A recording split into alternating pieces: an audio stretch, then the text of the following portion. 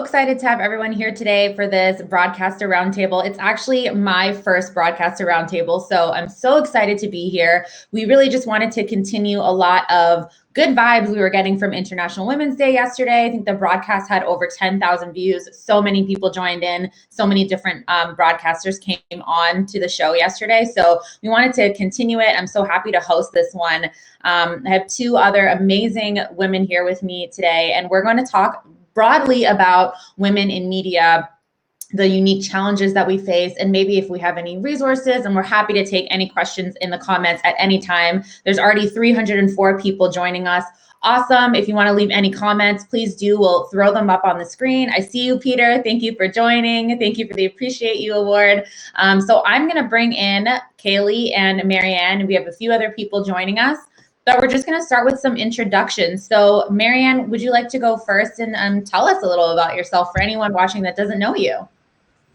Okay, great. So I'm Marianne, just as she said. I'm a broadcast journalist from Lagos, Nigeria. And I'm not new on the HAPS community. I'm glad that I'm always here. So for those who follow my broadcast, I always talk about stories from the African continent and mostly from my country, Nigeria. I talk mostly about politics and, newsy stuff that might not necessarily interest a lot of people. But then the stories that come from Africa are very, very interesting. So people get to learn a little bit more about Africa, that it is a continent and not a country. So yeah, that's basically it. And Klee, how about you? Hi, everyone. I am Klee Legrand. I am an actor, writer, director up in Toronto, Canada. And I also run a podcast that I just recently moved over to this platform yesterday. It is a podcast that focuses on the intersection between mass media, culture, and mental health. It's called We're Totally Not Okay. And I'm really excited to be moving over onto this platform because I've been connecting with a lot of other content creators who have been having incredible conversations. And it's cool to be a succubus and soak up all of the wisdom that is over here and then put it into some of the art that I make too. Awesome. I also realized, sorry, I did not introduce myself properly. I'm Shivani Prasad. I'm a model and a journalist, and I normally model full-time, but during the pandemic, I've been switching over to journalism, which has been really interesting. And I'm also not new to the HAPS community. It's been great. Marianne's been on my show. I have a show called The Comment Section every Saturday where we dissect different comments left on social media, usually about newsy stuff. I also host a podcast for Indigo in Canada called Well Said, where I interview different authors every week. So feel free to check out either of those things. We're going to jump right into questions here. So for both of you, can you talk about, are there any challenges that you faced so far as a woman in media? Marianne, maybe you can go first. Well, I mean, there are lots of, things that women experience as journalists, female journalists. Let's not forget that before you had so many women as top journalists, it was a man's world. It was, women used to play, like the sidekicks. You'd probably help hold the camera or help hold the microphone. You were not really given a big responsibility. But now that there are a lot of women on the job, and what you get to see half the time is when you show up and you're a pretty girl, you nice hair, you have a good body. That's the first thing that the person sees. So the person is not looking at, oh, how intelligent is this person? What does she have to offer? What does she bring to the table? Nobody's really looking at that. So they're first and foremost looking at your looks. I mean, I have had several people who have met me, and the first thing is, oh, you have a pretty face. You are a pretty face. And they never really talk about what you have done or ask questions like, so who have you interviewed? What's your precedence? People don't think about that the first time they meet you. And these are some of the things that ladies have to deal with. And so as a woman who's competing in this kind of industry, you obviously have to create boundaries. You obviously have to put up a certain kind of stand, more like be a bit more stronger, a bit more firmer, so you don't show up and we'll just play down on your intelligence. So some people might just say, oh, she's too uptight or she's too mean, but you're not. You're just trying to assert yourself. You're trying to say, look, this is me. I'm not just a pretty face. I'm not just my hair or my nails. I am a very intelligent person and I have something to offer. I'm here to tell stories. Right. So, I mean, have I had experiences where I went to interview a person and they tried to make passes at me all the time? But then before now, I didn't really know, so I would smile and say, haha. But then Wow. all the time, yeah, exactly, because you want to get the job done and you don't want to come back Right. to your boss and say, well, I didn't get the job done because he was making passes at me.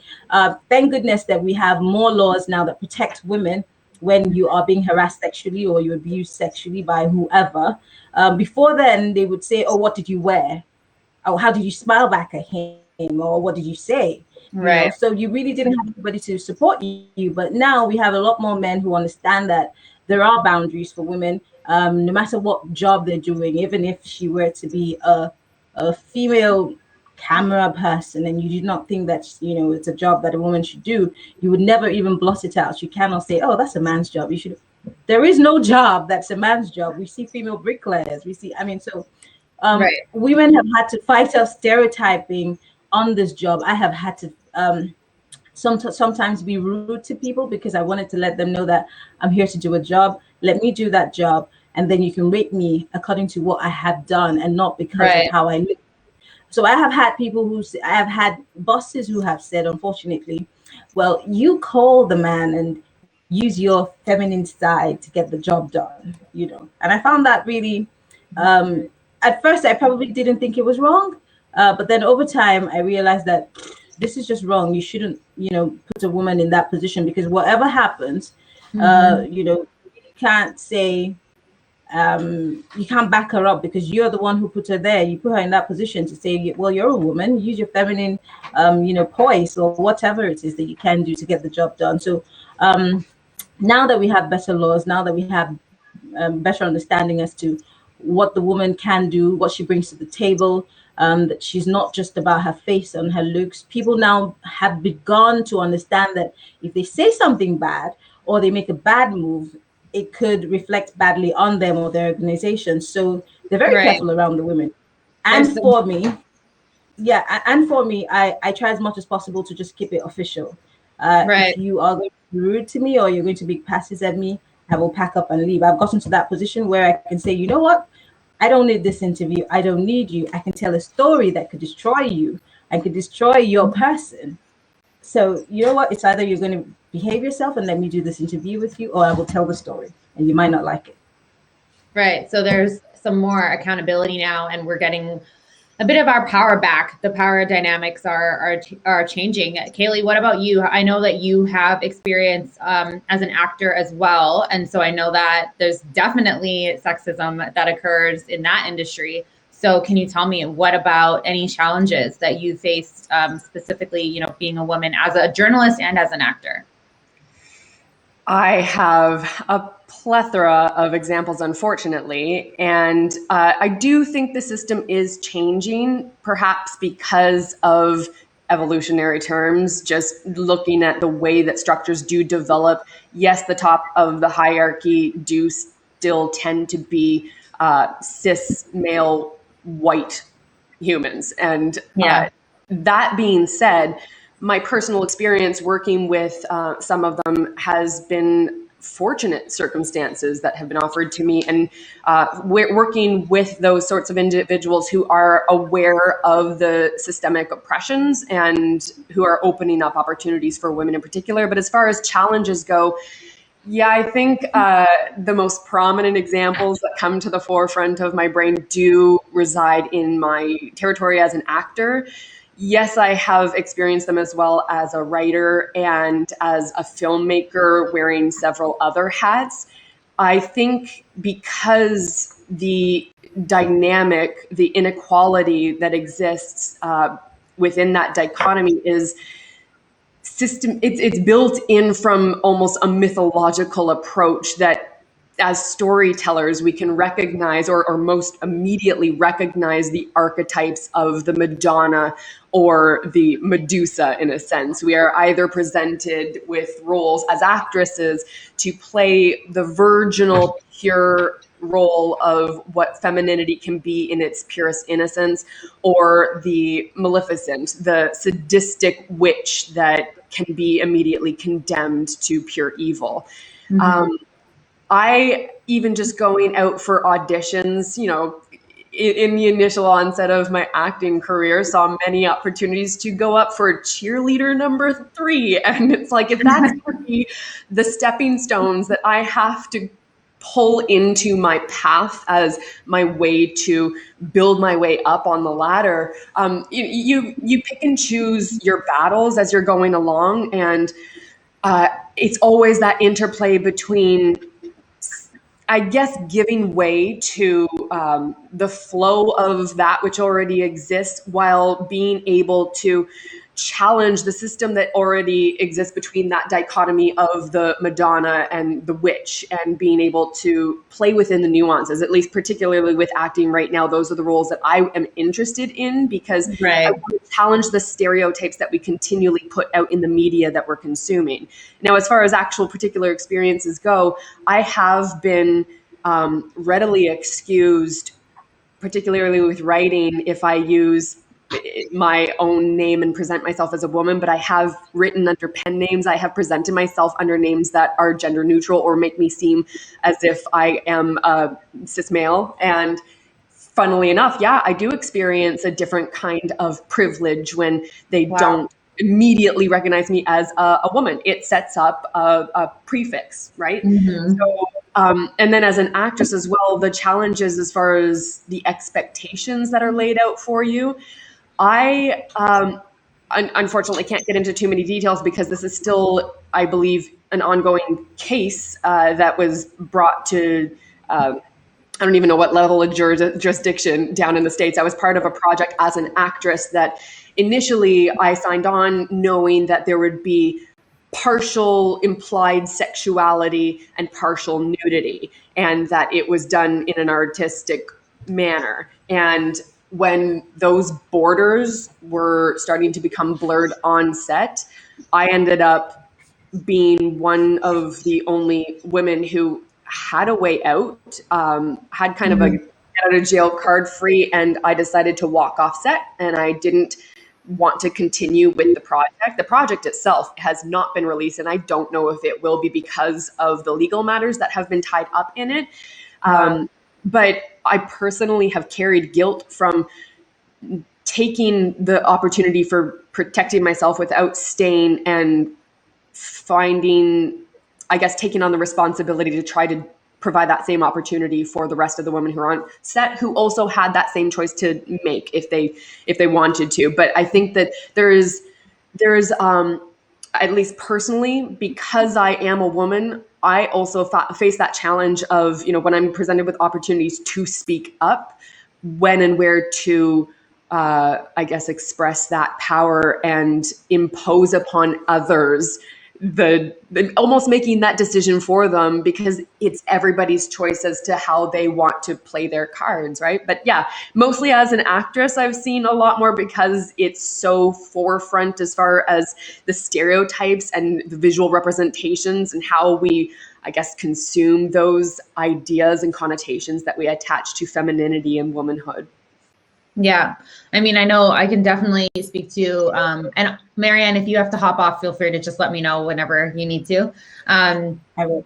But yeah, I don't know if any of you seen this. I know some other people from HAPS have talked to me about it. As a model, obviously I'm in one of the industries where women are, I would say the power dynamic is different, in the sense that as a model, a lot of times it's one of the rare industries where women are actually paid more than men for what we do as models. And that's basically based on consumer habits.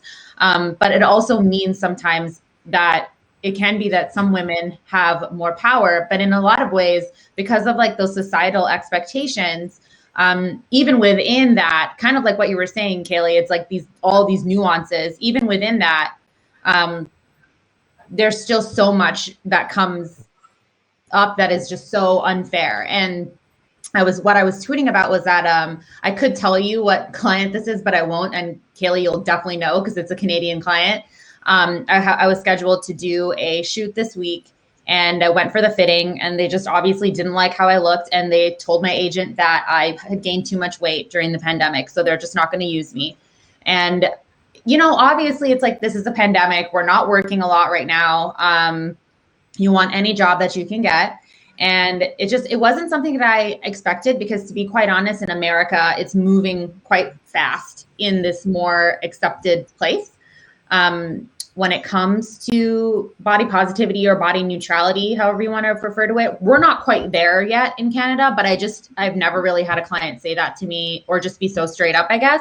And that's something that I notice a lot of the times. And it could be for many different reasons, but it's a lot of things that, like, the men in my profession don't necessarily face, those same critiques often. Some of them do, don't get me wrong, but it's not as prevalent as it is with us. And so that's been something that I've been sort of dealing with. It's been definitely affecting me in many ways. I'm supposed to make a casting video today, and I literally just emailed my agent, and I was like, I don't know if I can do it because I don't feel good. Like, nothing, I don't feel good in anything that I'm wearing, or I don't feel like that I look, a way to present myself with a big personality or anything. So I think, that's still something that, as much as there is this push towards body positivity or body neutrality, so many of us in front of a camera are still being judged so hard for it.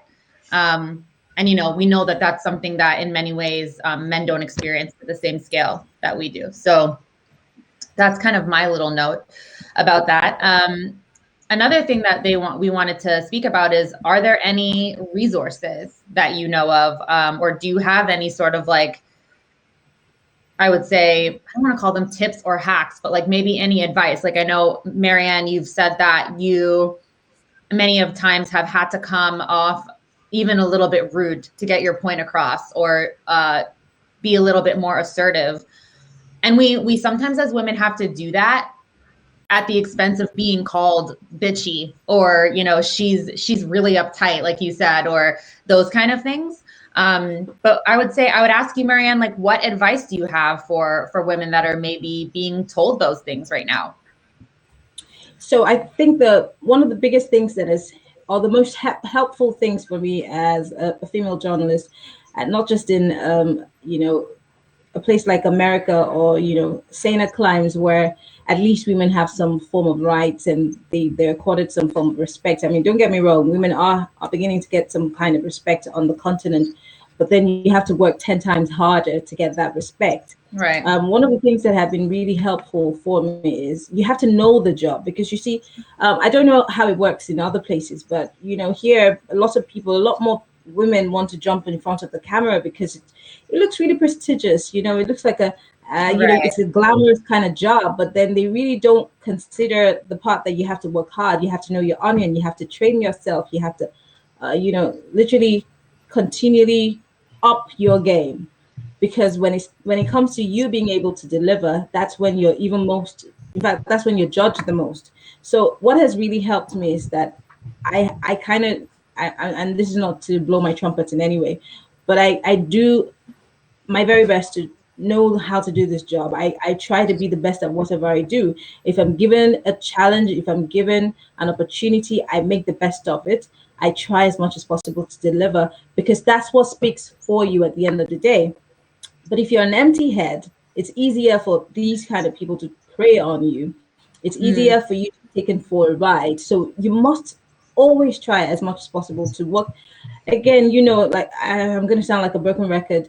Because we have more men who have been here before us, they always are prioritized over us. So as a woman, you have to work harder, do your best, show that you can do the job, and do the job when you're called upon to do the job. That has really helped me, because I'm imagining if I didn't really do well as a journalist, and these things happen, it would be very easy for the door to be opened and then they will just kick you out. But because you know your job and you are assertive, it helps. And so for everyone who wants to be a journalist, it's not a walk in the park. It's not tea time. It's a hard job to do, and you have to do your research. You have to put in you put your best foot forward. You need to make sure that you know your onion on this job. It helps a lot. Please don't come here and say, "Oh, I like being on TV," or "I like to be on the radio," because you could just say whatever you like. No, you have to be sure that you are trained, you're ready. Even if you want to try, give it a try try as much as possible to be learning and training yourself while you are on the job, because some of us learned on the job. I learned on the job. I never thought I was going to be a journalist. Someone gave me Right. an opportunity and said, hey, you have a face for TV. Maybe you should come on TV. And I was like, no, never. Mm-mm. But then look, hey, this is where I am today. I have worked hard. I worked for 3 years. I didn't get paid. I was working for free. Yes.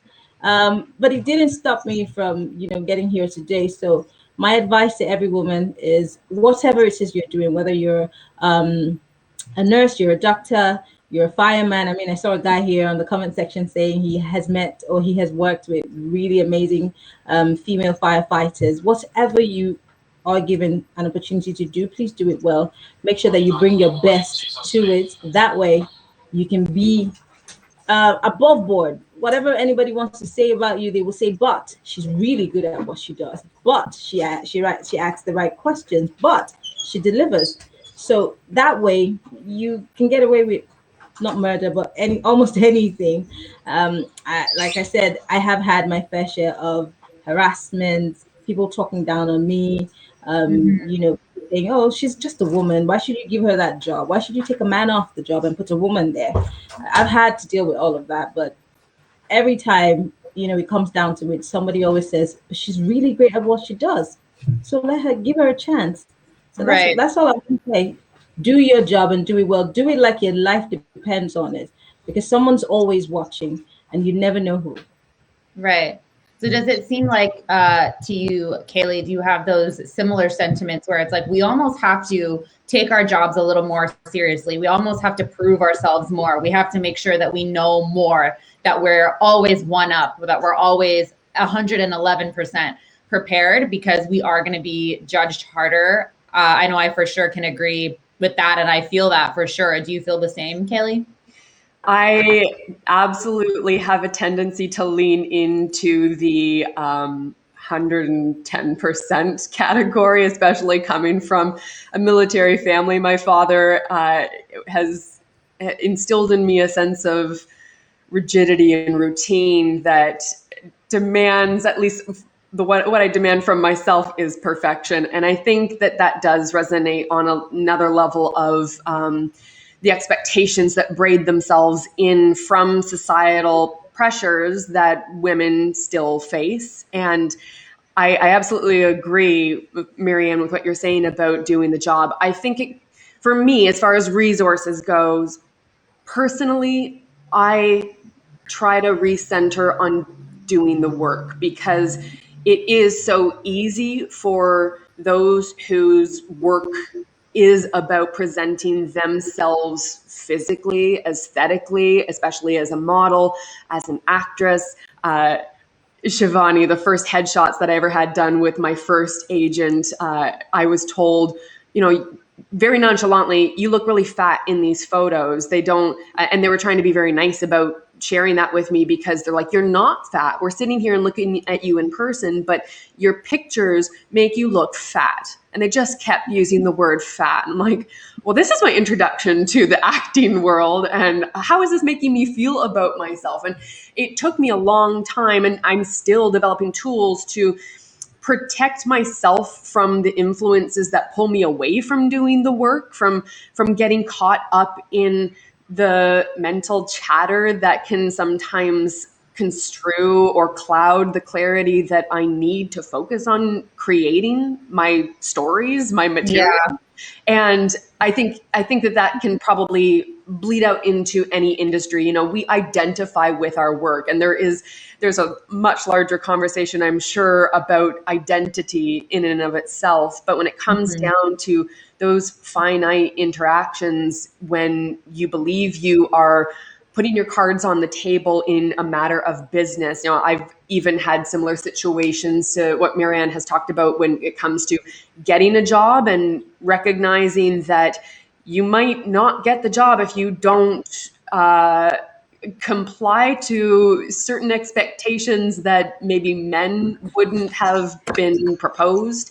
I've had certain situations like that with producers where I finally realized that we're not having the same conversation and that their expectations of me are of a different nature, and having to walk away from those and feeling really crappy about missing out on opportunities that, should I have been able to play certain roles, what that would have done for my career. But that morally, setting those boundaries and standards for yourself or for myself it's what keeps me going today, because I don't know if I'd be able to carry the way that I would feel about myself if I made different decisions in the past.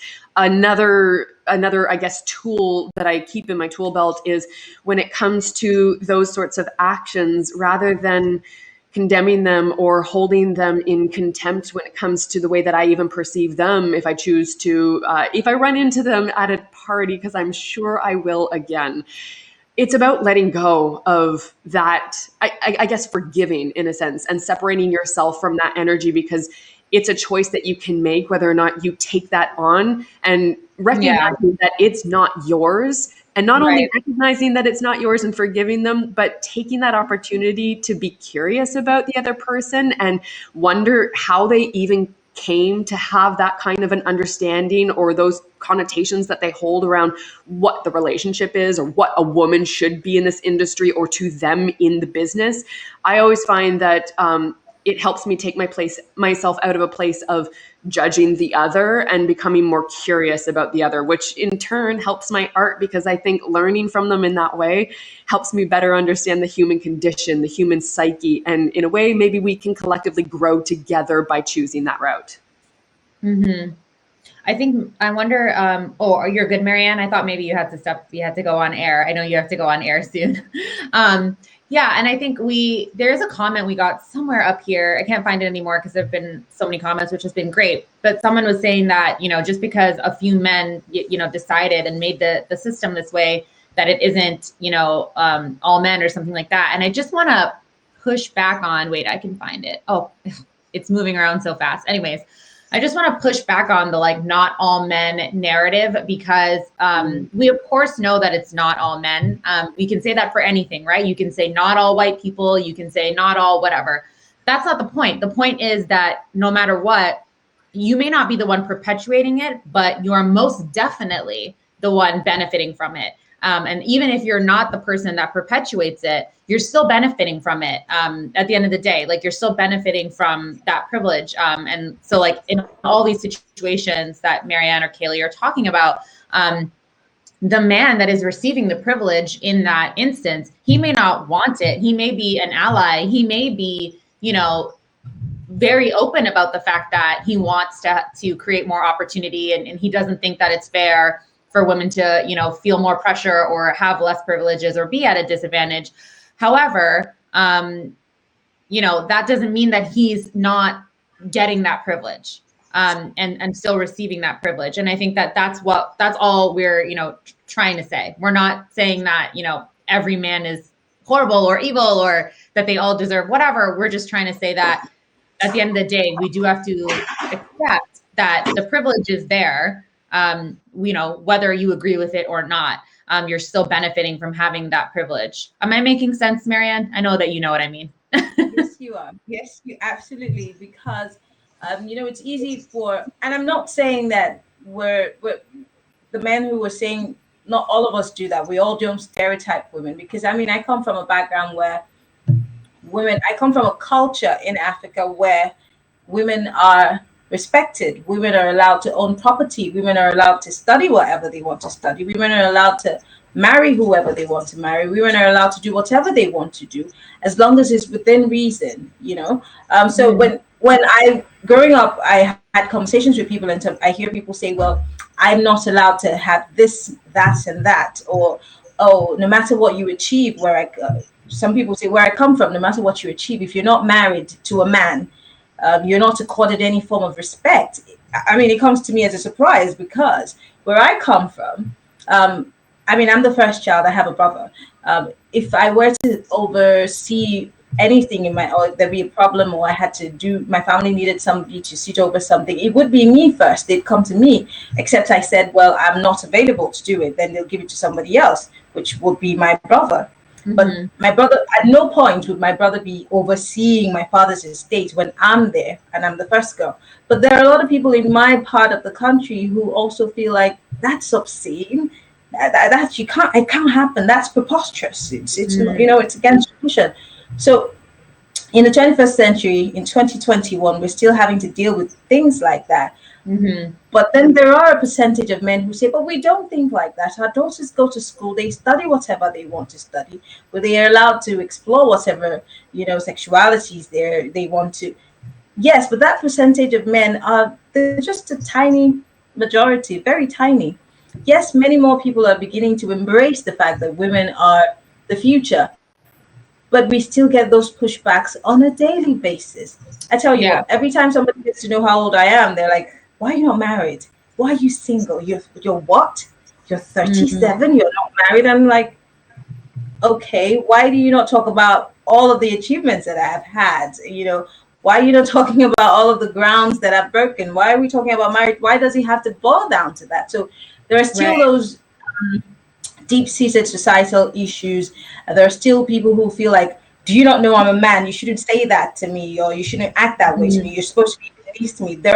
You'd be shocked. I used to think that when people are exposed, they're learned, they're educated, they would not think in a certain way, but it doesn't have anything to do with that.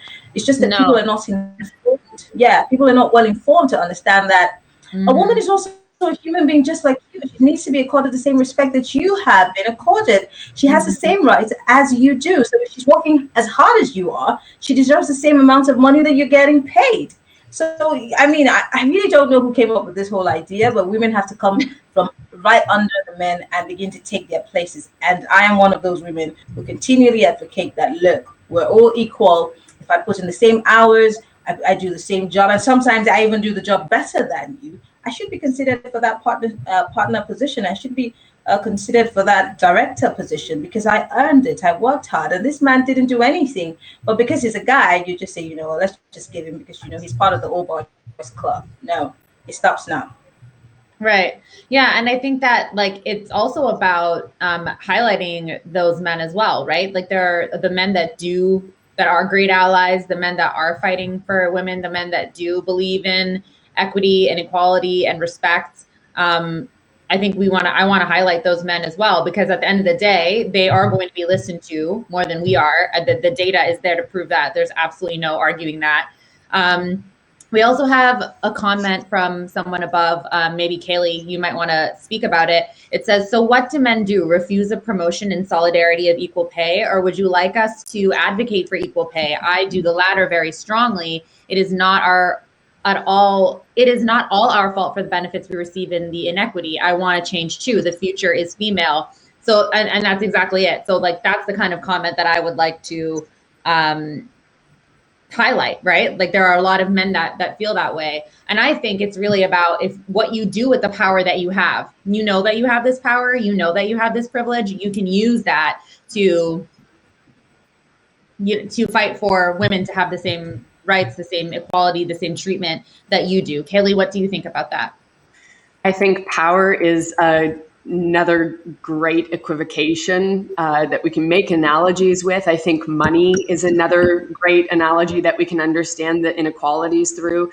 This idea of not all men, it gives me pause because I'm fascinated with the label itself. I'm fascinated with labels themselves because I have had many instances where I've been resistant to labels that have been offered to me, whether good or bad. It just always makes me wonder, did I intend to step into that label, whether it's a role that I'm going for, and particularly having sort of popped a little bit more as, say, a scream queen and doing horror films first and then pushing so hard to the other end of the spectrum because I didn't want to be pigeonholed and doing so much more comedy, and then having dialogues of, just those two worlds finally recognizing, oh, I didn't know you could cry and die on command. And, oh, I didn't realize that you could also be funny. It's kind of like, yeah, because you had already put labels on me. You understood me from a very particular angle, from a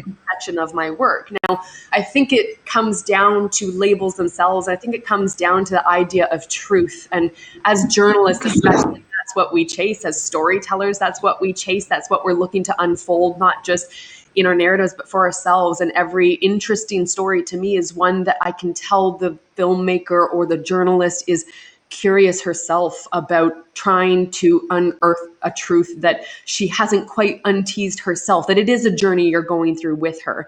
And I think it's about hearing that story. And just like that comment coming up about, what do I do? How do I help? Because I don't identify with the not all men label. I haven't been that player of the role that is the tyrannical oppressor.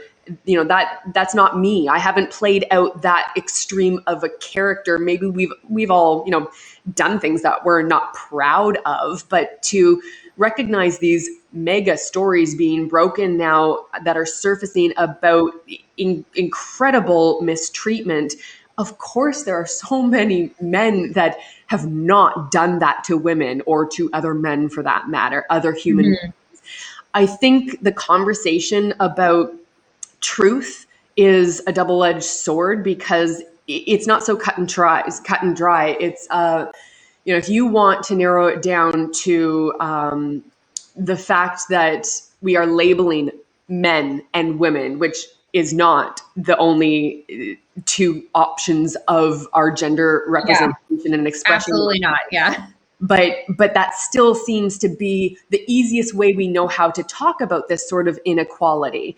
And it's still, even those labels are abstract, the same way that money is an abstract representation of value, and it's not just tethered abstractly, but directly impacts our everyday life, access to food and shelter and basic needs. So it's not cut and dry. And I think it comes down to having a dialogue. Perhaps we need to have more room for open dialogue to create more space that will allow for the unfolding of that kind of respect, because that comment deserves to be heard. Whoever said, I'm assuming that came from a cis male. He said that he advocates for women and he's asking, what am I supposed to do? Take an extreme measure. If certain people choose to move into extremities, like starting up an entire podcast to talk only about that subject matter, that's a lot of energy and effort. That's an extreme measure. That's cool. That's great. If you choose to do that because that's where your passion lies and you're coming from a place of honestly wanting to unearth truth and create space for people to feel heard and respected and ultimately loved, because I think that's all anybody ever wants, is to be heard and respected and loved. Yeah.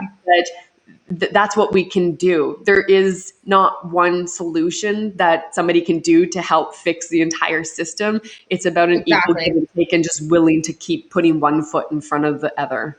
Yeah, exactly. And we're going to wrap up soon, but exactly. I want to say that I think listening is really the key, just being aware of these issues and listening to women. And again, I just want to be clear, like Kaylee's saying, when I say women, I don't just mean, cisgendered heterosexual women. I mean anyone that identifies as a woman or a non-binary person that, is treated that way. We really, listening is really important, and not centering yourself in the discussion. Centering the person in the discussion is what's important. The person that is facing the oppression, feeling the oppression, really listening to them, what they need, being aware of what's going on. I think sometimes when I bring things up, I feel like a lot of cisgendered men are like flabbergasted. And I'm like, you really didn't know that this is what's going on, that this is what happens to us. So like, it's great that we're out here, we're talking about it more. But we just really need people to listen, quite frankly, and to give women that space. Don't center yourself in that discussion. Say, you know what, actually, this is my friend, Kaylee, she has a really great idea. Would you like to hear her idea? Like that kind of thing, and not speaking over women, all these kinds of things. There's so many other things that you can do. So I think we're going to wrap it up. I think this was a great conversation. Thank you so much, Klee. Marianne had to step off because she had to go on live TV in Nigeria, but super grateful for her being here as well. I hope this isn't the last conversation that we have about this, especially on a platform like HAPS, where we have such an opportunity to, say whatever we want to say, broadcast whatever type of news and whatever type of content we want to, as women, or female identifying people, women identifying people. This is the perfect place for us to do it. So I'm so happy to have this conversation. I'm so grateful that you were here, Klee. I hope that we get to meet up at some point in person, but I hope we get to do it again soon. Me too. Thank you so much for creating this space to allow us to have this conversation, to allow even, like you were saying, I don't remember who it was who made that comment, but whoever said that, you're doing exactly what you're supposed to be doing. You're part of a space right now that is creating the opportunities for these conversations to exist. So I'm just grateful that you had me on, that I could be part of the conversation. And yes, I would love to meet up for coffee when the world opens up again. Yeah. Well, thank you so much to everyone for joining us. There was 594 of you, which is amazing. 118 live chats, so much commentary, so much conversation, and that's what we want. So thank you again so much for joining, everyone, and hopefully we will see you in the next one. Take care.